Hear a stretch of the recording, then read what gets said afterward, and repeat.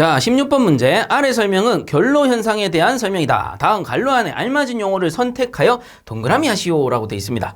자, 그래서 내용은 잠깐 차치하고요. 결로 현상에 대해 알아봅시다. 그래서 이 결로 현상은 노점 온도와 아주 큰 관계를 가진다라고 했었죠. 그래서 노점 온도를 다른 말로 이슬점이라고 하는데 왜 그러냐? 이렇게 나뭇잎이 있다라고 합시다. 이렇게 나뭇잎이 있으면 요렇게 있는데, 우리가 새벽에 일어나 보면 나뭇잎에 이슬이 탁 맺혀 있어요. 그죠? 이슬이 딱 맺혀 있고, 요게 똑똑 떨어집니다. 그러면 이 나뭇잎이 새벽에, 오후도 아니고, 오전도 아니고, 새벽에 이슬이 맺히는 이유가 뭐냐? 이거죠. 그래서, 낮이라든가 우리가 생활하는 오후, 요런 경우에는 이 표면의 온도가 노점 온도보다 높은 상태예요. 나뭇잎의 표면 온도가 노점 온도보다 높은 상태인데, 새벽이 돼버리면 새벽 기온이 확 떨어져 버리잖아요. 그래서 새벽의 기온이 확 떨어져 버리니까 이 나뭇잎 표면의 온도가 어떻게 되느냐 하면, 노점 온도보다 낮아진 상태가 됩니다. 그럼 쌤 도대체 어디 노점 온도인데요? 공기의 노점 온도보다 낮은 상태가 된다라는 거죠. 그럼 이 노점 온도의 개념은 뭡니까? 공기 중 수분이 응축하기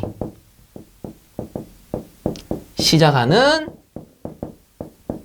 온도, 이렇게 보시면 돼요. 제가 공기라고 적었지만 습증기라고 보셔도 됩니다. 공기가 습증기니까. 그래서 습증기가 이렇게 있다라고 했을 때 아래쪽이 수분이고요. 위쪽이 건증기를 합시다.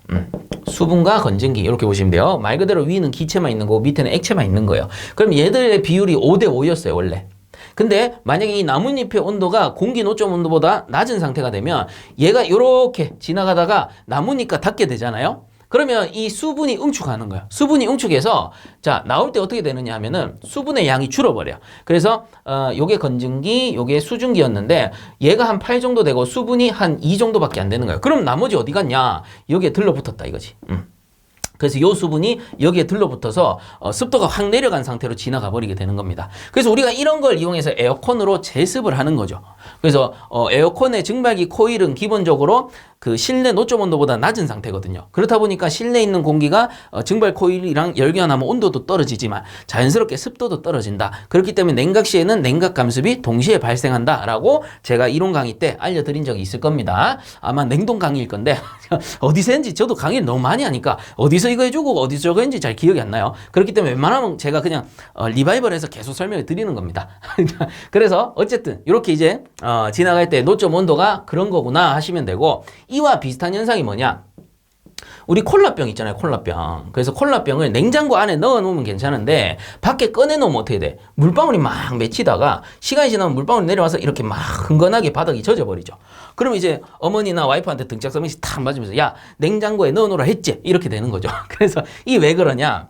바깥에 이 콜라병 꺼내 놓으면 이 실내 공기의 온도 보다 어떻게 되냐? 요 표면의 온도가 이 실내 공기 노점 온도보다 낮은 상태다. 그래서 실내 공기가 계속 왔다 갔다 하면서 전열 교환하니까 실내 공기 중에 물방울들이 습도가 여기에 들러붙는다라는 거죠.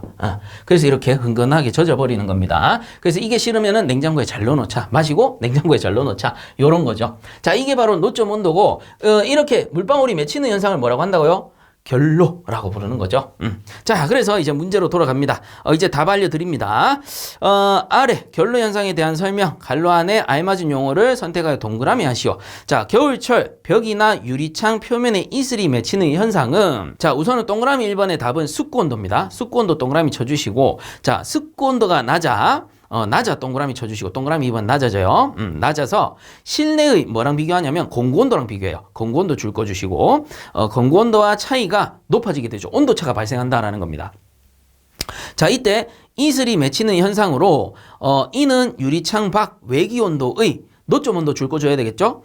그래서 동그라미 해줍니다. 줄 끊는 게 아니고 동그라미 해주고, 이 노점 온도로 인하여 발생하는 현상이다라는 거죠. 그래서 쉽게 얘기하면 벽체, 그 겨울철이면 벽체를 사이에 두고 한쪽은 실내, 한쪽은 실외라면 실외의 온도가 낮으니까 이 온도에 의해서 외벽의 온도가 확 내려갈 겁니다. 그럼 전도 열량에 의해서 실내의 공기의 온도랑 비교를 했을 때 이 외벽의 온도가 확 내려간다면 이 외벽의 온도가 실내 공기의 노점 온도보다 낮다라고 가정한다면 실내 공기가 이 외벽이랑 에어컨이랑 전열 교환하다가 실내 공기 중에 습도가 들러붙는 게 결로 현상이다라는 거죠.